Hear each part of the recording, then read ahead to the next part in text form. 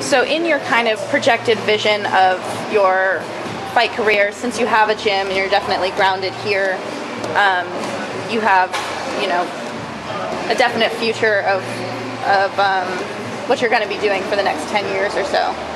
What would you kind of have as a goal for yourself personally in your fight career and for your gym and for your students in a 10-year? I myself, I would like to have an MMA fight. Yeah? Yeah, I do. I really want to. I need to work on some other things for sure, but I would like to try and piece it all together. Yeah. I'd like to say that I can, do everything that we offer a little bit, have a little bit more knowledge on the jiu-jitsu, got a little bit more knowledge in MMA, and just get in there and try it out, put it all together and see how that works for you.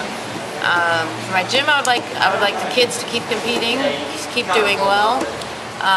Get them in some amateur Muay Thai as soon as they're ready for some stand-up. Right now, most of them are doing grappling tournaments and competitions, which is great for their age. There's not much more we can offer from there. I don't want them to get in the ring with all these smaller shows Muay Thai too quickly. They kind of focus on one thing at a time, which is nice. They have jiu-jitsu tournaments coming up all summer long, then do jiu-jitsu. When you want to focus on your Muay Thai, then spend some more time on your Muay Thai. But don't overdo it. Don't try and do 2 classes in it every day and be here and be there and this. Focus on one and get a good ground in it. So you can just practice it every now and then while you're trying to take on something new. Hey, John. So I would like to see the kids fighting. We've got some 14 and 15-year-olds that are doing really well in jiu-jitsu. I'd like to get them in some Muay Thai fights. Hopefully the next year, there's a handful of them that are really good. And the adults as well. See them getting in some more amateur fights and, coming back and wanting to train, seeing the real experience that you get out of all the training. It's kind of the fruits of your labor. Keep training and training. When you think about your own, projection for fighting and you want to get an MMA fight, when you think about kind of your goal for, do you want to get a certain number of fights, or is there a particular opponent that you're looking for, or kind of fight, in 8 different places, or fight in Thailand, or? I would like to improve my record. It's really not anyone in particular that I want to fight. There's not any number of fights that I want to have. But I would like to kind of get my record a little bit more even, get another number up, so balance that out. I'd like to have the experience with MMA, see if I like it, if I could take it from there. It's hard on your joints. I've got so many injuries. So. Would you do both? If you really liked MMA, would you still do Muay Thai fights as well? Yes, definitely. Definitely. I think Muay Thai is my love overall, So I will never stop just doing Muay Thai. I would like to maybe go pro, get paid for a couple of them every now and then, but I think it's going to be harder for a female to go pro around here.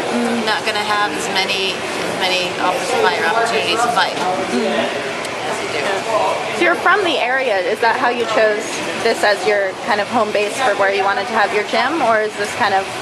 We were looking around in all the towns around this way, and a friend of mine who actually was doing our shirts had a silk screening shop across the road in the other building. So we just talked to the landlord, and we came in, and it was a great old building. And I remembered it from when I was a kid. It was an old pin shop. My grandmother's mom, my great grandma worked here. That's cool. Yeah. We always used to have safety pins around her house when I was young, which was great when I got into punk rock. I had 6 pins all over everywhere. And now I have a business here. Which was cool. So. Very cool. Yeah, but it's a great building. I like the storefront right on the roadway. Yeah. There's a fitness gym upstairs. There's CrossFit upstairs. Yeah. I haven't really gone and worked out up there yet, but you can hear them throwing their weights around down here. They're loud. They are. No, but a lot of CrossFit and Muay Thai gyms you'll see out west with Vertex and other MMA gyms team up with a lot of the CrossFit centers that are locally and they cross-train. That's interesting. One of the girls I fought in San Francisco, Jenna Castillo, she's a big CrossFit girl from Vertex. So she teaches at both places. They're always doing their pull-up, push-up, press. A lot of hard training. So you seem like you're really, really well balanced in your physical and your mental kind of balance and stability and all these things. Clearly, because you're a personal trainer, you're going to be very knowledgeable about fitness, and as a person who motivates other people. You were describing to me before how you guys are like pushing tires up the hill and like kicking bags up the hill and like really intense stuff that, like, if you go to a lot of Muay Thai gyms in the States, people do kind of a cardio kickboxing type of thing, or people are allowed to really just put into it as much as they kind of feel that day. So in your own experience, in what you try to bring for yourself and what you bring for your students, what are the particular challenges of the mental versus the physical that you try to really pull together? Mental is keeping yourself motivated to do it, especially when there's not that many people around to do it with. You got a few people in class, or you're here alone. I've got to get my training. I think the mental aspect, changes more with the season than the physical aspect does. So just staying motivated to keep doing it. As winter comes, you got to change your training up a little bit. We're not outdoors as much. You got to do something in here. Just keeping it creative, keeping it fun for yourself. Keeping other guys inspired to do it behind you, other guys and girls, inspired to follow you and do it right behind you and do it with you, watch you do it and wow, I saw you doing that. All right, join me next time. Get everyone kind of in the same psych level to do it. Yeah. Do you feel that you kind of connect to your opponents at all? Like, do you have relationships with past opponents, or do you kind of look into them after you fought them or before or anything like that? I try and do a little bit of research before, see how many fights they've had. Usually you can't find too much on YouTube or anything. Pick out their fights. I try not to overly look them up, because then you just kind of psych yourself out. Yeah, you psych yourself out and you get nervous when you shouldn't be. It's like they're doing the same thing. They're just as nervous as you. So I try and be friendly with them, I'll go over to find and say hi, but I haven't really kept any sort of connection with any of them afterwards. Mostly the other girls who are fighting in the field. You have talked to, I talked to Heather a lot, Church Street, just some other girls, but not really any of my opponents. They all seem pretty cool. Probably try and be nice. Say cheers afterwards, have a beer if we can.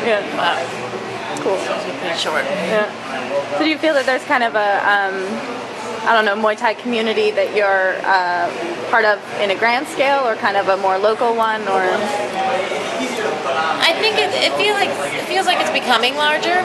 It was more local, I think, 'cause there's quite a network in New York. I think for you girls, it's a little easier for you, which I felt part of for a while, and I still do. And now I feel, maybe just because I have a gym, but with social networking making everything so much smaller today, I feel like you get it on a grander scale. You get notices from other people, and you just communicate with them a little bit more. So it's easier too.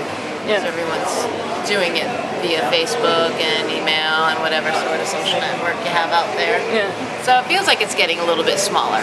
Not smaller, you're just becoming part of a grander scale of things. I think more people are getting interested in women martial arts, female fighters in general, whether it's MMA or Muay Thai. People are starting to pick it out and do more of interviewing and interest in it as you are. Another guy from New York is doing a film on girls who fight, the life behind the fighter, what they do, as much as you see for guys. You see it all the time for guys, you never really see it for girls, and now you're starting to see that more, the interest a little bit more. Nice. Good for gaining interest. It's good.